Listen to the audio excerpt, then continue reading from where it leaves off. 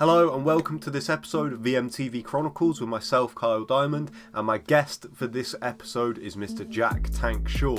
Jack signed for the UFC back in 2019 off of the back of a great run in Cage Warriors where he was undefeated. He still is undefeated as a professional to this day and has 3 wins in the UFC. We talked about that most recent win over Hunter Azure. We talked about doing a bit of commentary for the BBC. We talked about his YouTube channel, which is Jack the Tank Shore, if you want to go check that out.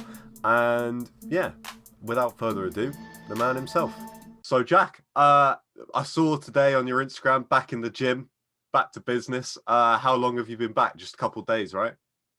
Yeah, well, to be honest, I took a couple of days off after the fight, about 5 or 6 days, and I've been back to it pretty much ever since, twice a day for sort of 5-6 days a week. The gyms in Wales have opened properly today now. There's no more restrictions on the gyms or lockdown, stuff like that. So although I've been able to train as a pro, the gym is open to everyone today now. So we're in a good mood for it. For a Tuesday after a bank holiday, I'm in a good mood to see the shutter up and to see people coming through the door. So you only gave yourself a couple of days off after the fight? Yeah, I mean, like, I'm obviously not training as intensely now as I would be in a fight camp per se, but I still try and get 2 a day done just because it's my routine. Like, I go for a little run or do a little strength session in the morning, and then obviously my technical stuff like my sparring, my drilling in the night. The only difference is it's not the end of the world now if I go and miss a session, or if I miss the Saturday morning session. Now I'm not in fight camp, it's not the end of the world. But I do like to try and take over, stay in shape, so it's not such a big mountain to climb then when I gotta go in fight camp, and it's all systems go. Do you have a go-to thing that you do after a fight as like something that you like either crave or something you can't do during fight camp that you're like, I'm going to do that straight after? Yeah, as far as food, it's usually like a pizza every time. That's the one thing I crave big time when I'm on the diet. And I mean, I don't do a great deal after fight. Me and my girlfriend usually go to West Wales for a couple of days away. We was fortunate with this when it fell. Luckily, literally as I came home from Vegas, the sites down in West Wales opened back up from restrictions as well. So it was perfect timing. But other than that, we haven't done a lot. Obviously, we're out of lockdown now. Over here, we was a couple of weeks behind England, so we can get out and do a little bit more now. But no doubt that now the restrictions are gone, I'll probably end up back in fight camp. I know as well, in the time obviously from now before until the fight, you did commentary as well for the massive card. How was that as an experience?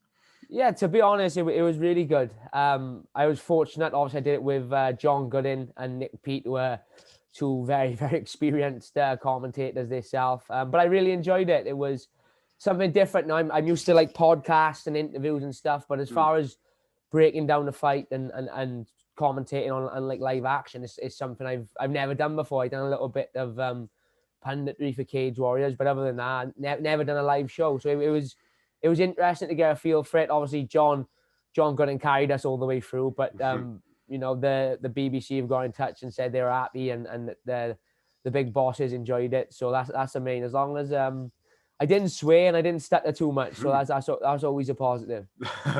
I know you got the YouTube channel going as well. When did that start up? When did you start doing that?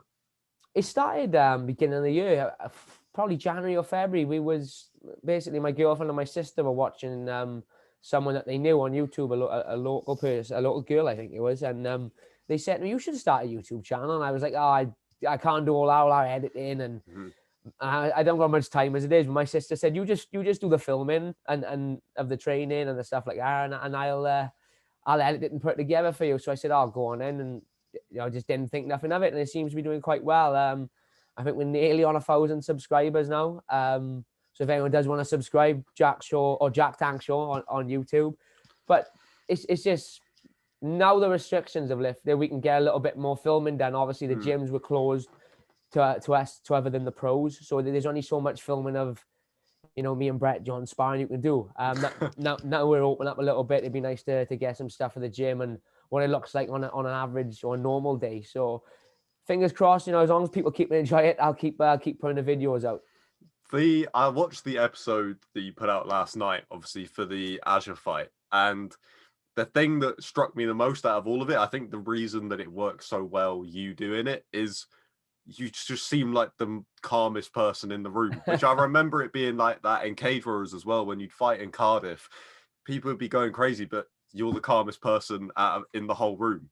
Is that fair to say? Like, is that a true representation of how you are come fight week?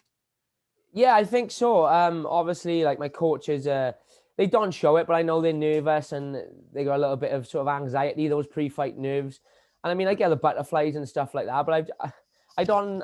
Maybe I put it down to growing up in the sport, and obviously like growing up around the boys and my old man when they were fighting, I would always be out the changing room. So like I'd watch them at the weigh-in, watch them have their hand wraps, watch them warm up. So I got a feel for it before I even did it myself. And it's not like it's come with sort of experience. I mean, I can honestly say hand on heart, I've never really, like before my first amateur fight, I don't remember being all that nervous. There's been fights where the stakes are a little bit higher, and the pressure's a little bit bigger, but I've never been someone that's seemed to struggle with that. Like, when I fought for the Cage Warriors belt at Cage Warriors 100, it was like the biggest card they've ever done.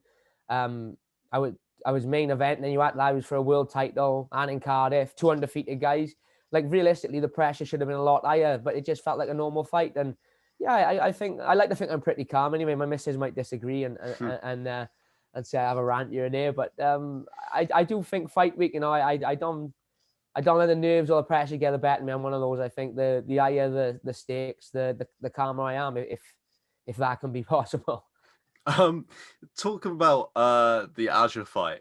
Obviously split decision, which I didn't see. I thought it was a great performance. I know that you said afterwards that there were some things that you weren't completely happy with, which is, I would expect for you to be your own worst critic. But for me personally, just as a UK fight fan, I get a real kick out of seeing the growth of UK grappling. So seeing a Welshman go out there and out grapple a typical American wrestler that's enough for me. That's all I need. What is it when you think about that fight and look back at it? What are those things that you wish you'd done different? To be honest, it was just.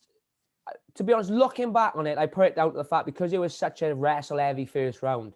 My arms blew up a little bit because it was 0 to 100 mile an hour straight away. We were straight in the clinch. We was mixing back and forth. Then we were striking. Then we were wrestling again.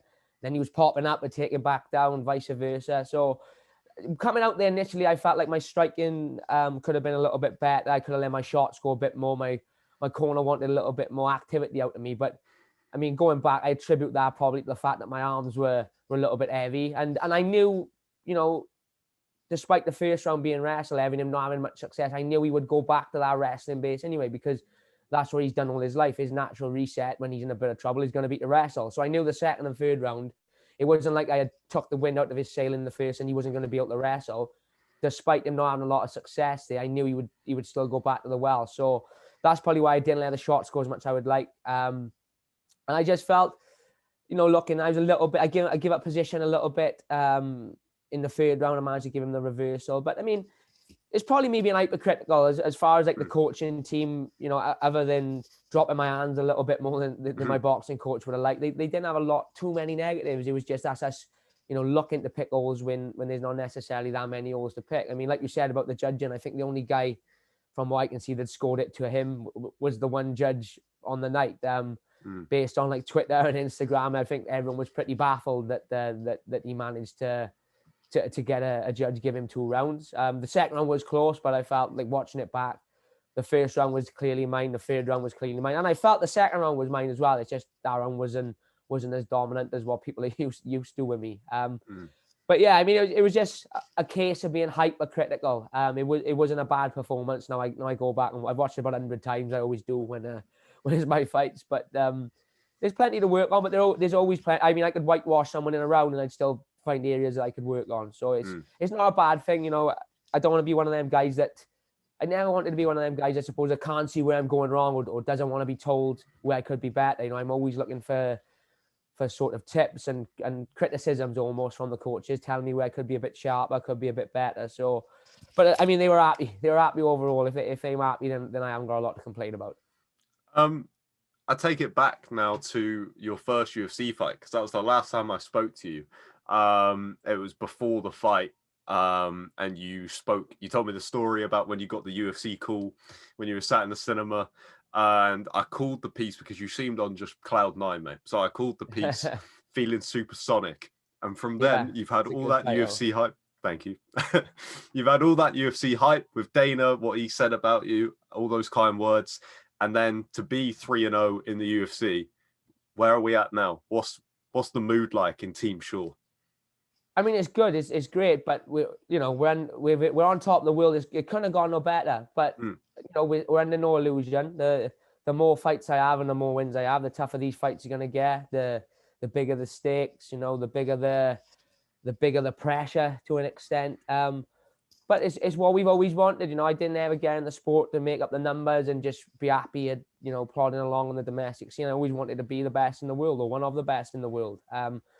And the way it's going to admit I'm on my way to sort of solidifying that. But like I said, there's always room for improvement. There's always plenty to work, especially at the top level. The level I'm at now and the guys I'm fighting, it's the most minor things that can make a difference between you winning and losing a round or winning and losing a fight. So we've got to be constantly on our game. There's no real off season at the minute. It's just fight, back in the gym, fight, back in the gym, eat, what's I saying, train, sleep, repeat. So it's as happy as we are the way it's going, we're all fit and everyone has been great, but there's still plenty to do, plenty left to achieve. So we're happy where we are, but we're not the final destination just yet. Sweet, mate. Thank you so much for your time. Guys, if you haven't already, go check out Jack's YouTube channel, Jack Tank Shore. And appreciate it, mate. No problem. No, don't forget, get on the Insta as well, Jack Shore MMA. I'm pretty active, trying to keep you entertained on there as well. So chuck me a follow. And if you're in the Wales area and you want to come do some training, we're back open, Show MMA. The address is on the Facebook page. Pop down and see us. Thank you for watching this episode of VMTV Chronicles with myself and Jack the Tank Shore. As Jack mentioned at the end, you can go check out his gym, his Instagram, his YouTube, all of that good stuff. He's killing it all over the place, especially in the UFC. We can't wait for his next fight. But until then, hit subscribe so you don't miss an episode, and keep an eye out for episodes of The Violent Mike that are out every Friday at 8.